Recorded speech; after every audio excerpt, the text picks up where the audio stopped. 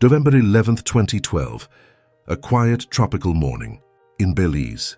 Police find an American man shot dead in his home, a bullet in his head. His name is Gregory Fall. And before the day ends, police name their suspect, John McAfee, the millionaire tech genius, who once created the antivirus software that protected half the world's computers. But when officers arrive at McAfee's beachside compound to question him, he's gone, vanished. And what follows isn't just a manhunt. It's the unbelievable story of how one man, armed with paranoia, money, and sheer brilliance, managed to outsmart every major agency on Earth. Flashback to 1987 Silicon Valley. Personal computers are booming, and with them the first computer viruses. McAfee, a software engineer at Lockheed, sees chaos and opportunity.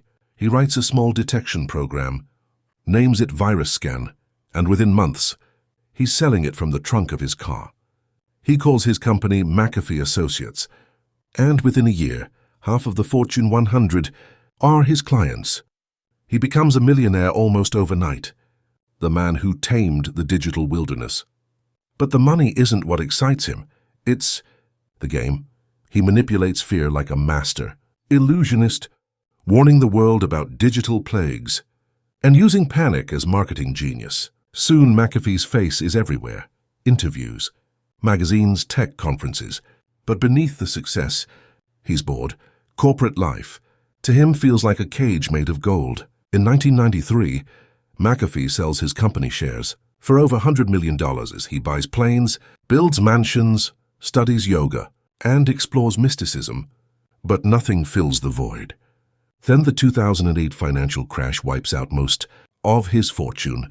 He loses everything and except his paranoia.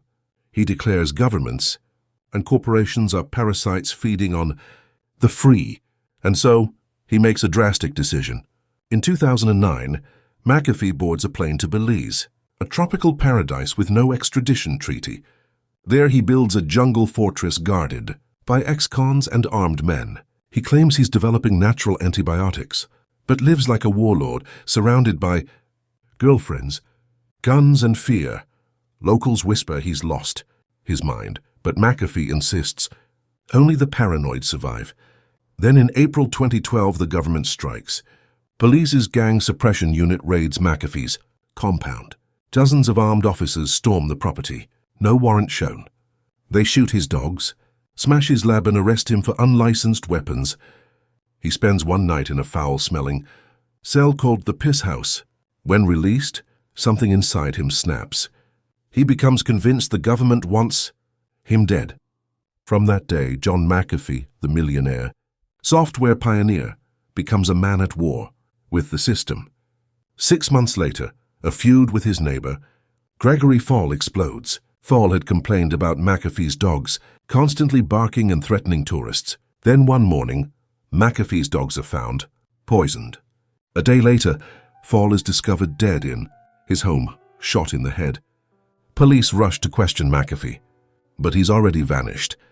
He buries himself in the jungle, literally hiding under sand, while helicopters circle overhead. The world's most famous antivirus creator fares now Belize's most wanted man. McAfee uses a network of safe houses and locals to stay hidden. Within days, he bribes a fisherman for a midnight boat ride across the border to Guatemala. There, he checks into a hotel under a fake name, exhausted but victorious. But instead of staying hidden, he contacts Vice magazine for an interview. They publish photos of him, smiling, alive, and on the run, except the photos contain GPS data. Within hours, every agency knows his exact location. Guatemalan police storm the hotel. McAfee is arrested. He's facing deportation to Belize, where he's certain he'll be killed. Inside a Guatemalan cell, McAfee collapses. Gasping for air, guards panic, and the fugitive millionaire is dying. He's rushed to a hospital, and headlines flash, John McAfee suffers heart attack in custody. But it's all a performance. Later, McAfee admits, I faked it. I hyperventilated to raise my blood pressure. I needed time, and it works. His lawyers delay the deportation long enough for a bureaucratic miracle. Instead of being sent to Belize, Guatemala deports him to the United States. The man who tricked computers has now tricked two governments. Return to the spotlight, McAfee lands in Miami, free. He gives interviews, smiles for cameras, and says, "It's good to be home." He starts over, marries a woman half his age, and tries to live quietly. But quiet isn't in his nature. He uploads a bizarre YouTube video mocking his old antivirus, surrounded by women, guns and drugs. It goes viral. Next, he runs for president, promising to legalize drugs and abolish the IRS. It's political theater, and he loves it. By 2017, McAfee reinvents himself again, this time as a cryptocurrency guru.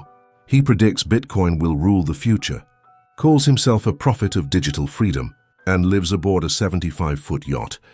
But he hasn't filed taxes in 8 years. In 2019, a US grand jury indicts him on tax evasion and fraud charges, so he does what he always does, runs. For 18 months he sails across the Caribbean, Cuba, the Bahamas, the Dominican Republic, always one step ahead of Interpol. He posts taunting tweets, claims to have body doubles, and jokes that seeing him doesn't mean you've seen him. He's not hiding. He's performing the world's greatest disappearing act. In 2020, McAfee slows down. He and his wife Janice move to Spain, renting an apartment near Barcelona. But the chase catches up. At the airport, as he tries to fly to Turkey, his passport scan flags him. Spanish police surround him.